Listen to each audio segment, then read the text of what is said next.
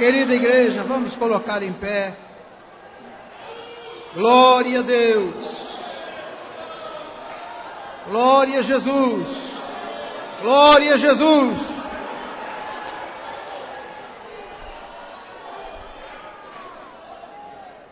Vamos orar pelo preletor desta noite, para Deus usá-lo de uma maneira especial. Nosso Deus e nosso Pai que está nos céus.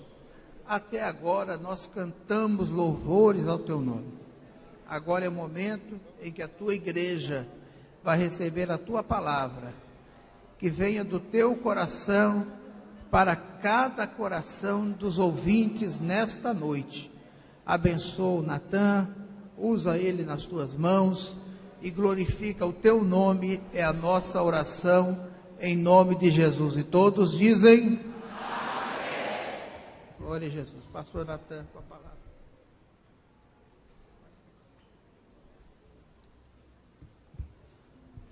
Eu saúdo a igreja com a paz do Senhor. Por gentileza, aproveitando a oportunidade que estamos em pés, abra sua Bíblia no Evangelho de Jesus Cristo. Quem escreve o Evangelho é João, capítulo de número 21. Nós iremos ler 11 versos, o verso de número 1 até o verso de número 11. A Deus seja a honra, a glória, o louvor pela vida da nossa liderança, Bispo Dr. Abner de Castro Ferreira.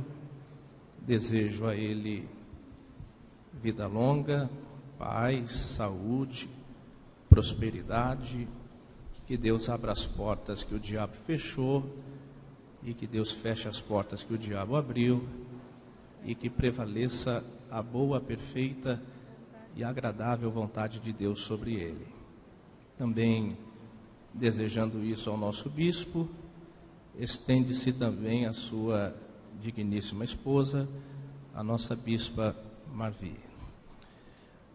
Todos os irmãos encontraram o Evangelho de Jesus Cristo.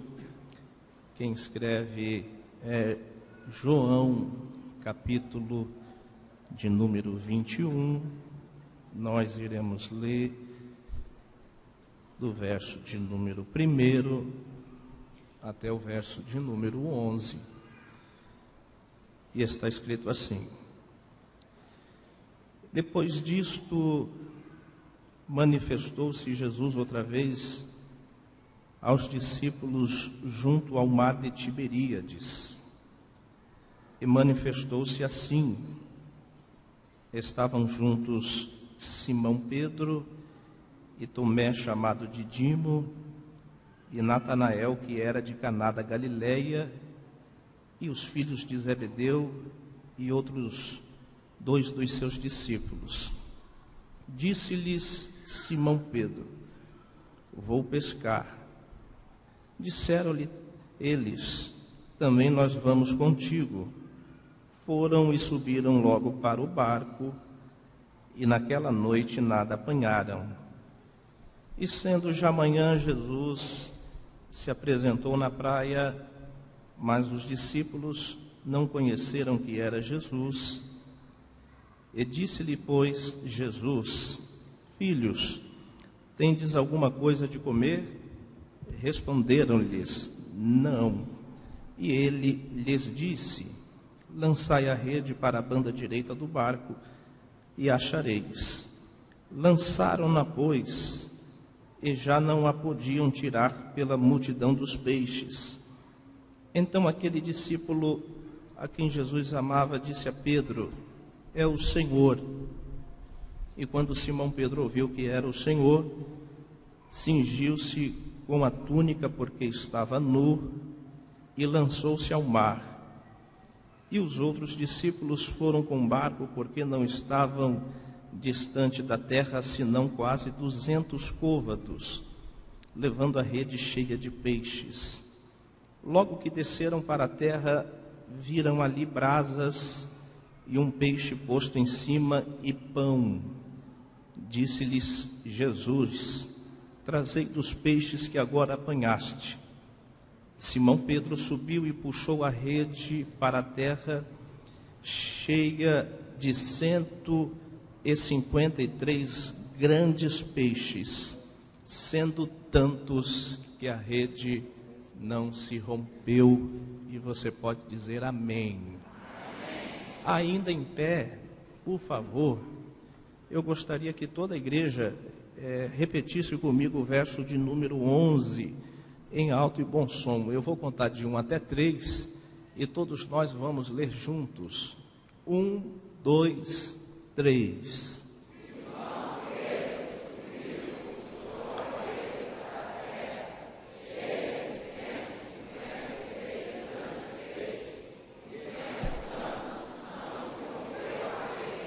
Antes de você tomar o seu assento, com a permissão do nosso bispo, diga para no mínimo umas 3 pessoas que aqui estão: a rede não vai se romper.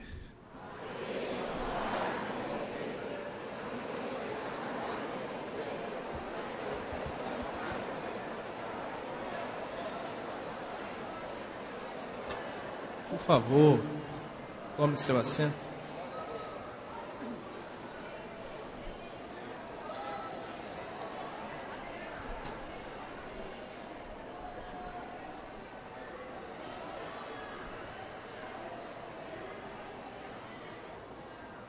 Há alguns anos atrás, na época dos anos 90 até 2000, acontecia muitos acidentes devido ao alto nível de estresse dos motoristas que viviam nas grandes capitais deste país. Uma empresa de marketing criou um slogan que ficou colocado na parte de trás dos carros e ganhou uma proporção a nível nacional. A frase era escrita assim: está estressado, vai... Está fraquinho. Está estressado, vai... Eu tenho 31 anos de idade e que eu me recordo, eu tive a oportunidade de pescar em toda a minha vida apenas 2 vezes. Foi em 2007, quando um grupo de pastores me ligou por volta da meia-noite e me disse: Pastor Natan, estamos indo pescar em alto mar e o barco só pode sair com 20 pessoas e temos 19 pessoas para embarcar. Nós vamos embarcar na sexta meia-noite e só vamos voltar no sábado meia-noite para o domingo. Faça chuva, faça sol, faça frio, mas nós só vamos voltar 24 horas depois que nós embarcarmos. O senhor deseja ir pescar conosco? E eu disse, claro. Entramos dentro do barco, começamos a entrar de mar adentro e começou a sumir toda a civilização em volta e o meu coração começou a acelerar, minhas pernas começaram a tremer e eu chamei o navegador do barco e disse: pelo amor de Deus, me tira deste local. E ele falou: pastor, toma um comprimido aqui que o senhor vai ficar bem. Tomei um comprimido, apaguei e só fui acordar 4 horas depois, às 6:30 da manhã, e todo mundo já pescando. E eu disse: gente, vamos embora deste local. E eles disseram: não, pastor, vamos ficar aqui até meia-noite. A segunda vez que eu tive a oportunidade de me aventurar como pescador foi quando um pastor, presidente do nosso campo de trabalho, entrou em contato comigo e disse: Pastor Natan, eu desejo que o senhor venha aqui pregar no nosso culto no sábado, na reunião de ministério domingo de manhã e no culto da família domingo à noite. E na segunda-feira nós vamos lá na beira do nosso rancho, lá no final do rio Tietê, já na divisa com o Mato Grosso, e nós vamos pescar. Eu disse para ele: eu vou, meu pastor. Entrei dentro do avião, desci na cidade de Araçatuba, ministrei no sábado, ministrei no domingo de manhã para os pastores, ministrei no domingo à noite. Na segunda-feira o pastor passa no hotel às 6 horas da manhã e diz: Pastor Natan, vamos pescar. Eu disse: vamos pescar, meu pastor. Entramos dentro do barco, chegamos numa altura onde você poderia andar dentro do rio, já na divisa com o Mato Grosso. E ele disse: pastor, pode descer o rio a pé. E eu disse: meu pastor, a água já está aqui batendo no joelho. E ele disse: desce mais um pouco. E eu disse: pastor, a água já está para cima do umbigo. Ele falou: desce mais um pouco. Falei: pastor, a água já está no pescoço. Ele falou: então para aí. Começamos, pastor Prates, 6 horas da manhã até um meio-dia, e não pegamos nenhuma piaba, por menor que ela seja, em 6 horas de pescaria. Alguns irmãos da igreja também estavam pescando um pouco mais para baixo, e eles começaram a gritar: Pastor Natan, Pastor Ivanildo, sai do rio às pressas. Eu disse para ele: pastor, estão pedindo para nós sair do rio. E ele disse: pode ficar, pastor Natan, eu conheço esse rio aqui há 25 anos, de norte a sul, de leste a oeste, do começo ao final. E os irmãos gritavam: pastor Natan, pastor Ivanildo, sai do rio às pressas. E eu disse: pastor, eles estão implorando para a gente sair. Ele falou: meu filho, pode ficar aqui que você está seguro. Na terça-feira, quando eu fui ministrar na minha última participação em retornar, os irmãos pararam o pastor e disse: pastor, nós estávamos pedindo para vocês sair do rio às pressas, porque onde vocês estavam ali, estava rondando uma sucuri que tinha mais ou menos uns 6 metros de comprimento, que tinha acabado de engolir uma capivara, e ela saiu do rio de onde vocês estavam na parte e foi até a parte da área da costa. Eu olhei para o pastor e disse: pastor, o senhor me traz para pescar no rio onde tem sucuri de 6 metros? E ele disse: pastor, fica tranquilo que sucuri aqui no rio Tietê só gosta de capivara. 6 horas da manhã, pastor, qual é a diferença de uma capivara para um gordinho no meio do rio? Pescaria é um hobby. A psicologia recomenda a pescaria para pessoas que têm um alto nível de estresse. Mas a pescaria também é uma profissão. E por incrível que pareça, Jesus tinha 3 dos seus discípulos que eram pescadores: Pedro, Tiago. Jesus encontrou com eles neste mesmo cenário há 3 anos e 6 meses antes deste acontecimento. E Jesus disse para eles: a partir deste momento, vocês não vão ser mais pescadores de peixe. A partir deste momento, vocês irão pescar homens e mulheres para o reino do meu Pai. O texto bíblico diz que imediatamente os discípulos deixaram a vida de pescadores para se tornar discípulos de Jesus Cristo.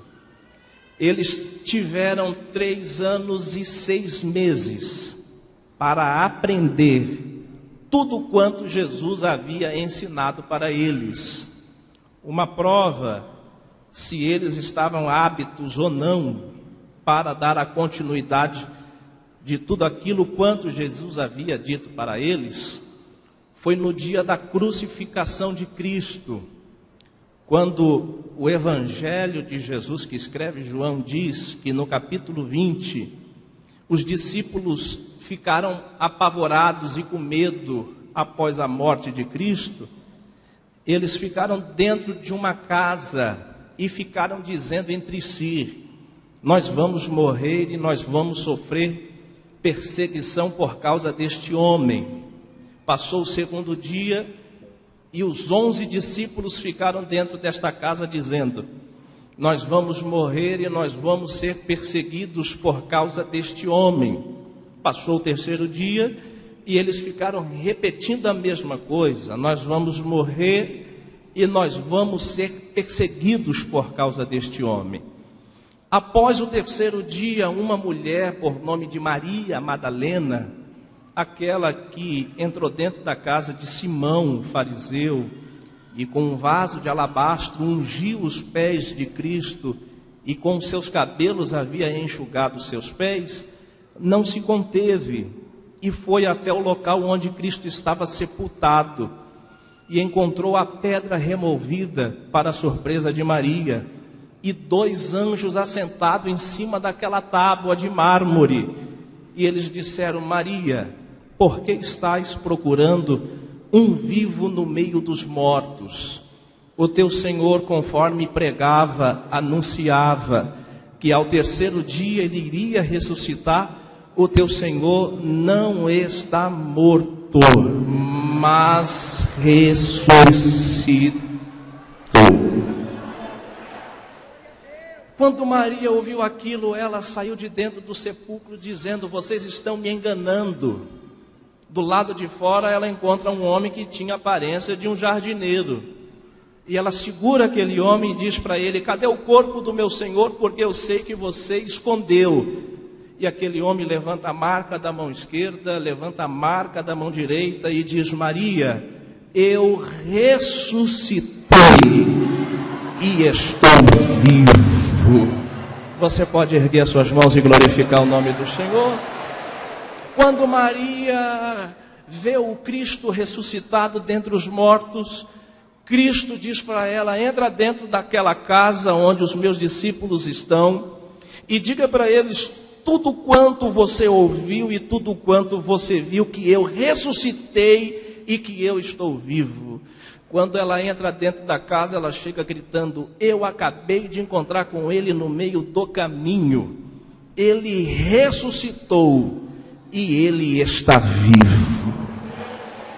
Ninguém deu crédito na pregação de Maria e foi preciso Jesus entrar dentro daquela casa e dizer para os seus discípulos: eu ressuscitei, meus irmãos, eu estou vivo. Vejam estas marcas nas minhas mãos e comprovem vocês mesmos. Dentro daquela casa, Jesus começa a delegar a missão do cristianismo para os seus discípulos: ide por todo o mundo e pregai o evangelho a toda criatura. Em meu nome vocês irão expulsar demônios. Em meu nome vocês irão falar em outras línguas. Em meu nome vocês irão impor as mãos sobre os enfermos e em meu nome eles serão curados. Em meu nome, se vocês beberem veneno de serpente, de escorpião, o antídoto que vocês irão precisar está colocado no meu nome. Espalhem este evangelho a toda criatura. De fato, o evangelho de Jesus teria que terminar, segundo escreve João, no capítulo de número 20. E de fato termina no capítulo de número 20. O que ocorreu no capítulo de número 21 é um adendo na história. No dia seguinte, Pedro com mais 6 discípulos desce até Tiberíades. Tiberíades tem 21 quilômetros de comprimento, 13 quilômetros de largura e 213 metros abaixo do nível do mar. Quando Pedro chega em Tiberíades, diz o texto bíblico que ele olha para a embarcação do qual ele era pescador durante anos de sua vida. E junto com os discípulos, Pedro olha para aquele barco e diz para eles: eu vou pescar. Mas se você procurar na Septuaginta, na Bíblia Vulgata, ou em outras traduções, Pedro está dizendo: eu vou pescar continuamente, ou seja, vou voltar a ter a minha vida de pescador. Este negócio de pregar o evangelho, de expulsar os demônios, de falar em outras línguas, de pôr as mãos sobre os enfermos e eles ser curados, não é comigo. O meu negócio é voltar a ter a minha vida antes como um pescador. Quando os discípulos ouviram aquilo, eles disseram: "Pera, Pedro, nós também iremos com você." Para a surpresa de Pedro, distanciaram 150 metros da margem de onde eles estavam e começaram a lançar a rede durante toda a madrugada e nada conseguiram apanhar. Quando rompe o dia, 6 horas da manhã, um homem se apresenta diante da praia e pergunta para eles: "Meus irmãos, vocês têm alguma coisa para que eu possa me alimentar?" E eles disseram: "Nada temos. Tentamos até o romper do dia e nada conseguimos apanhar." E aquele homem diz: "Então pegue a rede e lança para o lado direito do barco e vocês irão encontrar o que vocês estão procurando." Quando lançaram a rede para o lado direito do barco, diz o texto bíblico que a rede, como de costume, vinha vazia, a rede estava cheia. E aqui eu abro um parênteses para você entender. Quando nós estamos no mar, quando nós estamos na praia, nós estamos vendo somente a superfície. Mas alguma coisa está acontecendo por debaixo da superfície que está oculto aos nossos olhos. Olha como é a Bíblia. O sábio Salomão diz no livro do Eclesiastes: "Pega o teu pão no dia da fartura e lança o teu pão sobre..." Está fraquinho. O sábio Salomão diz no livro de Eclesiastes: "Pega o teu pão no dia da tua fartura e lança sobre..." Há um mistério nas águas que nós não podemos ver, mas alguma coisa acontece. Diz o mesmo sábio: porque depois de muitos e muitos dias, quando o calo aperta, quando a crise chega, Deus é tão bom que Ele pega este mesmo pão e coloca sobre as águas e te entrega na mesma medida, da mesma forma que um dia você colocou sobre os cuidados de Deus. Você pode erguer as suas mãos e você pode receber o que eu estou dizendo. Educadamente, coloque a mão no ombro desse irmão que está na sua direita, na sua esquerda, e olhe dentro dos olhos dele e diga: alguma coisa está acontecendo. Diga mais forte, diga: alguma coisa está acontecendo. Mas você está vendo a superfície. Diga mais forte, diga: alguma coisa está acontecendo, mas você está vendo a superfície. Olha como são as coisas de Deus. Já se fazem 30 minutos que eu estou pregando aqui e 2 coisas estão acontecendo, mas você não viu. As suas unhas estão crescendo milimetricamente, mas você não está percebendo. Os cabelos de sua cabeça estão crescendo milimetricamente, mas você não viu. E assim é Deus trabalhando na sua vida. Você vê a superfície, mas Deus trabalha por debaixo da superfície. Você vê as coisas na ótica humana, mas Deus diz: eu vou trabalhar por debaixo da ótica humana para o meu nome ser glorificado na sua vida. Levante as suas mãos e recebe esta palavra, glorificando o nome do Senhor.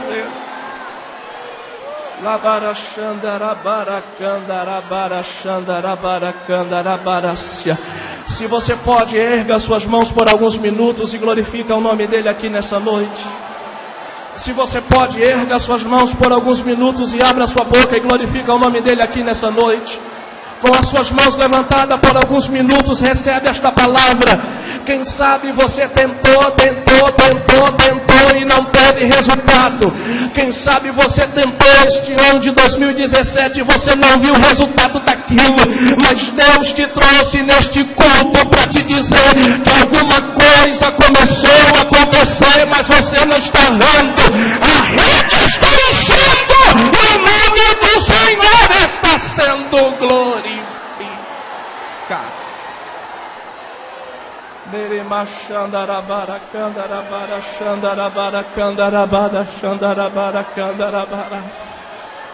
Eu estou sentindo a presença dele aqui nesta noite.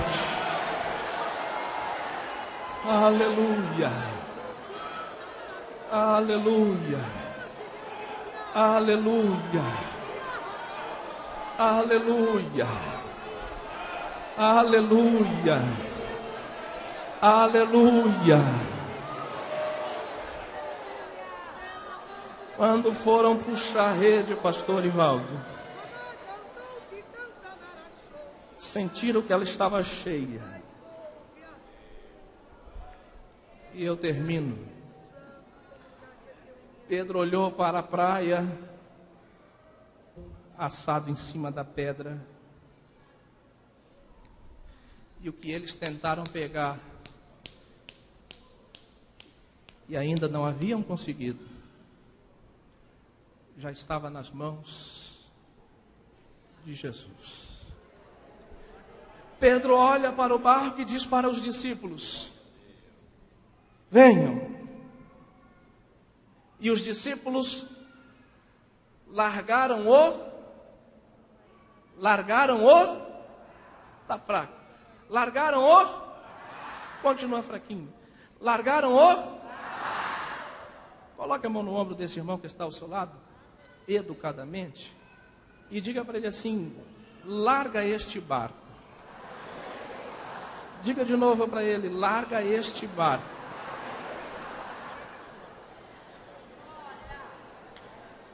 Mais forte, diga para ele: larga este barco. Diga para ele: o que Deus tem para você é maior do que uma pescaria. Diga: o que Deus tem para você é maior do que uma embarcação. Diga para ele: o que Deus tem para você é maior de onde Ele havia tirado você. Diga: o que Deus tem para você é maior do que o seu passado.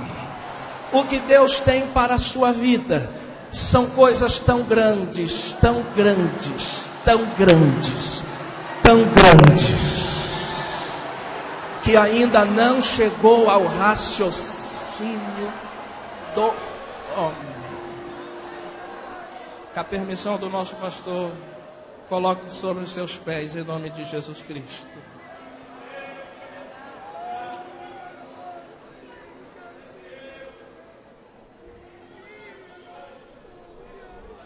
Aleluia. Aleluia. Aleluia.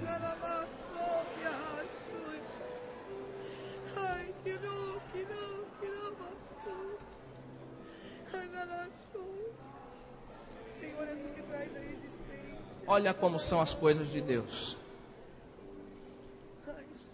Neste mesmo cenário aqui, Jesus parou certa feita e ele disse assim: a multidão está vindo e eu quero que vocês compram pães aqui nas cidades em volta e mate a fome dessas pessoas.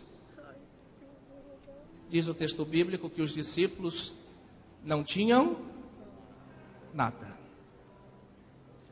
Eu estava lendo um livro e esse livro diz milagres no tempo de Jesus. O historiador deste livro diz que o menininho saiu de sua casa e pegou o resto de uma janta. 5 pães e 2. Quando ele se assenta no meio da multidão, a multidão não tinha nada. O menino pega aqueles 5 pães e 2 peixes, e quando vai dar a mordida, um dos discípulos vê aquilo e pega na mão do menino e leva ele até diante de Cristo e diz: olha, ninguém aqui não tem nada senão este. Ele tem 5 pães e 2. Mas o que é isso para tanta gente comer? Qual foi o pensamento de Jesus ali? 5 pães e 2 peixes na sua mão, sempre vai ser 5 pães e 2. Agora nas mãos de Jesus, no meu ponto de vista, foi o maior milagre de Jesus. Porque ele chama Tomé e diz: Tomé, pega o pedaço do pão e começa a repartir. E eu acredito que quando Tomé repartiu, recebe, pastor, porque é profético, e entregou o primeiro pedaço, Tomé vê que o pão ainda estava... Tem alguma coisa errada aqui, eu vou partir o segundo pedaço. Pão ainda estava, eu vou repartir o terceiro pedaço. Pão ainda estava, eu vou repartir o quarto pedaço. O pão ainda estava, foram repartindo. 5.000 homens famintos comeram daqueles 5 pães e 2 peixes. Quando todos comeram e se fartaram, Jesus disse assim: traguem aqui 12 cestos. Quantos cestos? Quantos discípulos? Quantos meses nós temos dentro de um ano? Quantos cestos? Quantos discípulos? Quantos meses? Jesus disse: todos vocês que comeram se fartaram, me devolva. E diz o texto bíblico que encheram quantos cestos? Não vou ter tempo de explicar sobre isso. Mas para cada cesto daquele representa um mês. E você sabe o que eu estou dizendo aqui profeticamente? O Brasil pode estar em crise, o cerco pode estar fechando, mas haverá prosperidade.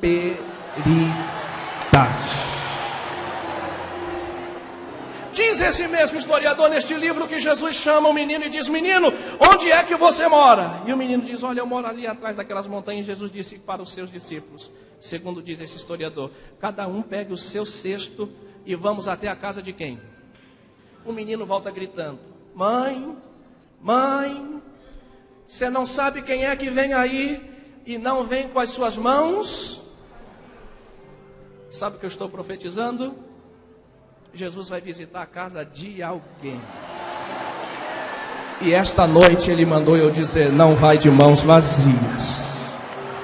Em nome de Jesus Cristo, coloque a mão no ombro desse irmão que está aí ao seu lado. Em nome de Jesus Cristo, fecha os corredores aqui na igreja, fecha os corredores ali em cima na galeria.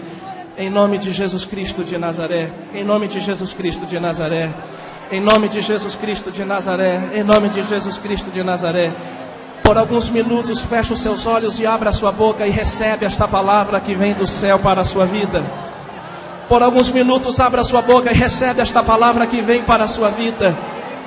Por alguns minutos, recebe esta palavra que vem para a sua vida. As coisas não vão continuar da mesma forma para você. Alguma coisa já começou a acontecer. Você viu até hoje na ótica dos seus olhos humanos, mas Deus nesta reunião está dizendo: eu estou trabalhando por debaixo. Alguma coisa está acontecendo aqui nesta reunião. Deus está multiplicando os teus celeiros. Deus está multiplicando o pão e peixe para alguém aqui nesta noite. Deus não vai deixar você desfalecer. Abra sua boca, adore, glorifique, exalta o nome dele aqui nessa noite. Adore, adore, adore. Adore, adore, adore, adore.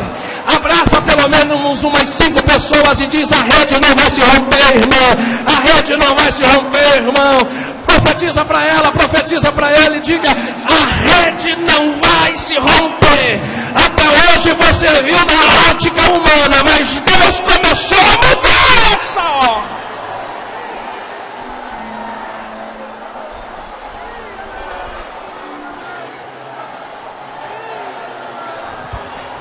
Pode glorificar, pode adorar, pode exaltar o nome dele.